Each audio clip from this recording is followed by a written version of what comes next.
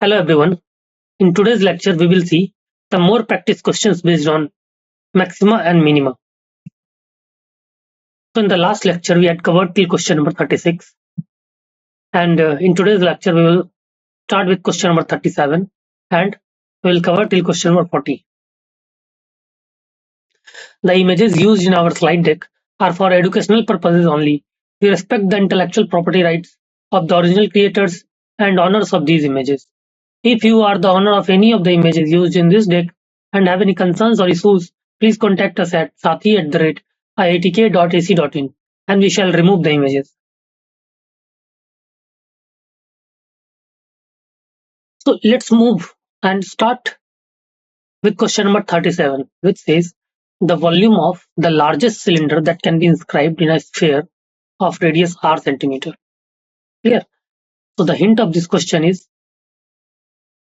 see, we have a sphere of radius r.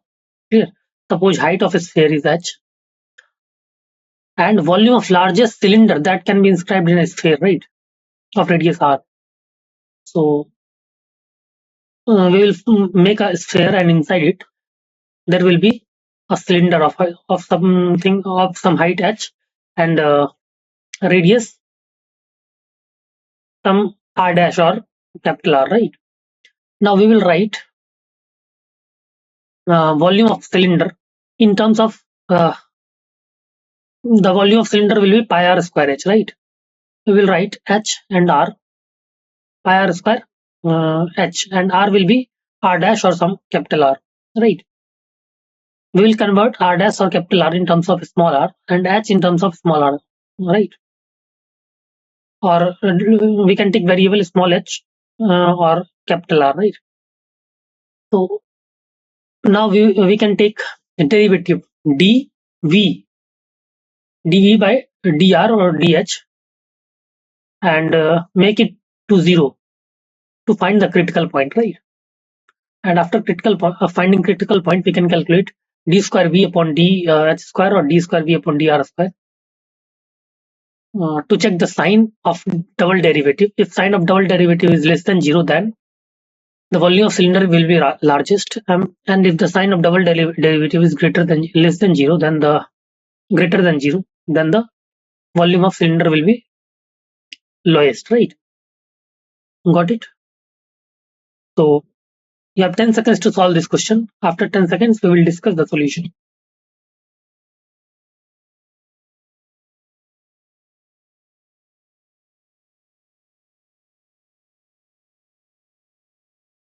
Okay, let's move to the solution part C.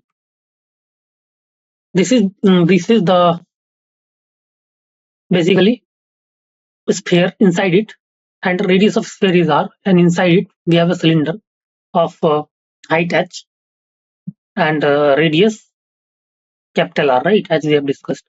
Now we know that volume of cylinder is basically v is equal to pi r square h, pi capital R square h.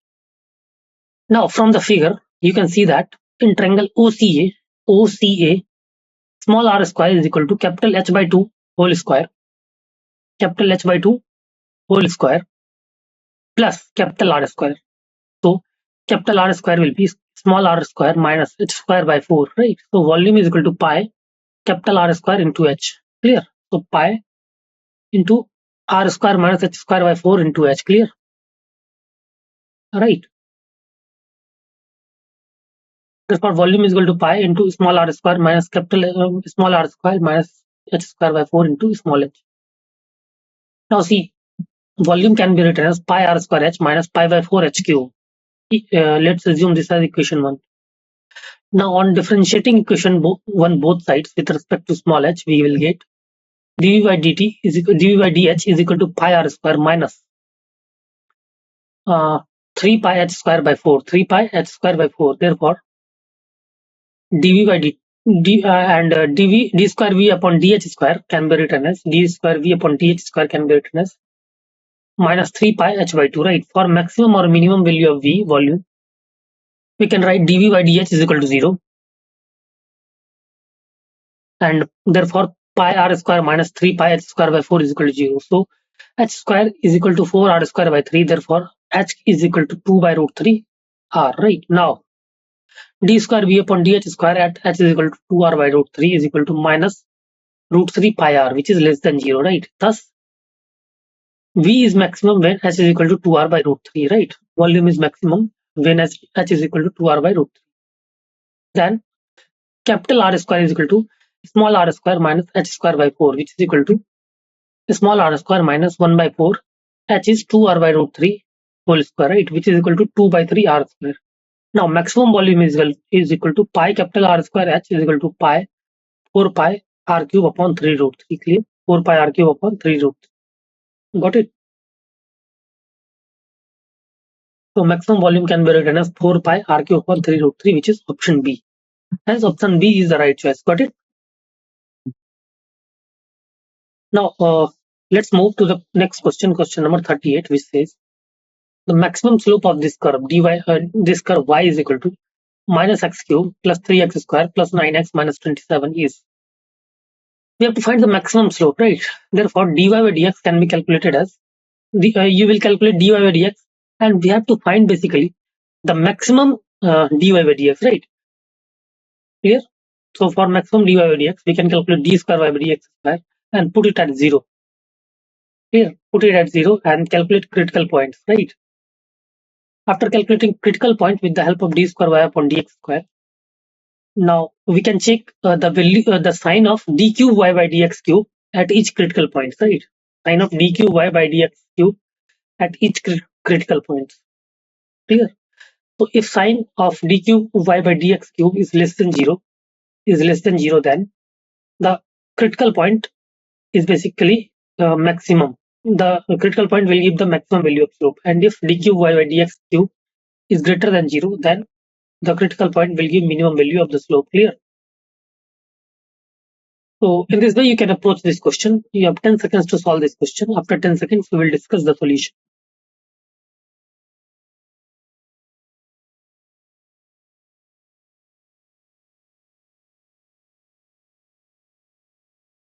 Okay. So let's move to the solution part C. Let fx is equal to minus x cube plus 3x square plus 9x minus 27. The slope of this curve f dash x is equal to minus 3x square plus 6x plus 9. Let gx is equal to f dash x, which is equal to minus 3x square plus 6x plus 9. Right. Now on differentiating with respect to x, we get g dash x is equal to minus 6x plus 6, right? For maxima or minima, put g dash x equal to 0. For maxima or minima, put g dash x equal to 0. Therefore, x equal to 1. Now g double dash x equal to minus 6, which is less than 0, right? Hence at x equal to 1, gx, that is slope, will have maximum value, right? Right. Therefore, g1 max is equal to minus 3 into 1 plus 6 into 1 plus 9, which is equal to 12. Clear? Which is equal to 12. Got it? So I think option B is the right choice. 12. Option B is the right choice. Fine.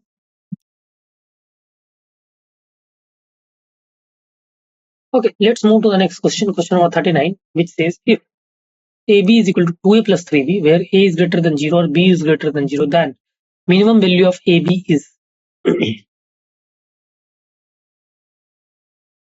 So again, see, the hint of this question is, if AB is given as 2A plus 3B, then minimum value of AB. Minimum value of AB. Right. So you can convert AB in terms of either A or B. Clear? You can write B in terms of A and write AB in terms of A only, right? Then suppose function fa, suppose you will get some function fa in terms of A. So for minimum value of fa, you will find f dash A and put it as 0, right? So f dash A is equal to 0. You will get critical points, right? And at these critical points, you will find f double dash A to check the sign of the curve fa. Clear? And if f double dash A less than 0, then fa will be maximum. And if the f double dash A is greater than 0, then fa will be minimum. Clear? So in this way, we can easily calculate the minimum value of AB, right? So you have 10 seconds to solve this question. After 10 seconds, we will discuss the solution.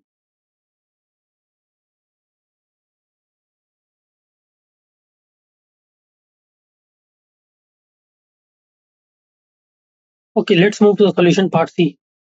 AB is basically 2A plus 3B. Therefore, A minus 3 into B is equal to 2A. Therefore, B is equal to 2A upon A minus 3, right? Now let Z is equal to AB, which is equal to 2A square upon A minus 3, right? Now on differentiating with respect to A, both sides, with respect to A, we get dz by dA is equal to 2 times A minus 3 into 2A minus A square upon A minus 3 whole square, which is equal to 2 into A square minus 6A upon A minus 3 whole square. Now for a minimum, put dz by dA is equal to 0. Therefore, A square minus 6A equal to 0. Therefore, A is equal to 6 or 0, right? Now at A is equal to 6, d square z upon dA square is equal to positive. Right, when A is equal to 6, d square z upon dA square is positive. When A is equal to 6, when A is equal to 6, B is equal to 4, right? When A is equal to 6, B is equal to 4. Therefore, AB minimum is equal to 6 into 4, which is equal to 24. Clear? AB minimum will be equal to 24. Got it? So answer will be 24, which is option B. Right? So option B is the right choice. Got it? Now let's move to the next question. Question number 40, which says the perimeter of a sector is P. The area of the sector is maximum when its radius is, right? So the hint of this question is you will first make a sector. So the perimeter is, suppose this is a sector. Clear? Its perimeter can be found as, suppose this is theta. So perimeter is theta upon 2 pi r. This is radius, suppose r, 2 pi r into 2 theta upon 2 pi r into theta upon 2 pi is basically this angle, right? Theta upon 2 pi into 2 pi r, right? This will be the basically the length of this. Clear? Or theta r, and theta r plus 2r will be the perimeter of sector, like this. Clear? Now we have to find the area of sector. Area of sector is again theta upon pi r square, theta upon 2 pi into pi r square, right? Theta upon 2 pi into pi r square will be the area of sector. So we can find area of sector in terms of radius, right? Or in terms of theta. Then we can find dA upon d theta, which we will put equal to 0 to find the critical point, or to find the critical point, and after that we will find d square upon d theta square to find the sign of double derivative at each critical points, right? And if sign is d square upon d theta square is less than 0, then the area of sector will be maximum, and if it is greater than 0, then area of sector will be minimum. You can note that there is no necessity that we can convert only in terms of theta only. We can convert in terms of any variable, right? Yes. So in this way, you can approach this question. So you have 10 seconds to solve this question. After 10 seconds, we will discuss the solution.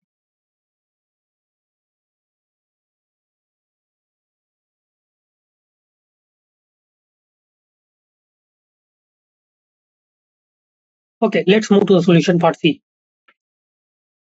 This perimeter of sector is P. Let AOB be the sector of radius r, right? Sector of radius r.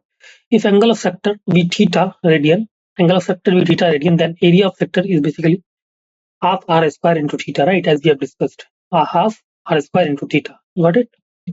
So, and length of arc s is equal to r theta, right? Therefore, theta is equal to s by r. Therefore, perimeter of sector is basically r plus s plus r, as we have discussed, that is 2r plus s. Now, on substituting theta is equal to s by r in equation 1, we get area is equal to half r square into s by r, which is equal to half rs. So s is equal to 2a by r. Therefore, s is equal to 2a by r. Now, on substituting the value of s in equation 2, we get p is equal to 2r plus 2a upon r. Therefore, 2a is equal to pr minus pr 2a is equal to pr minus 2r square. Now, on differentiating with respect to r, we get 2 dA by dr is equal to p minus 4r.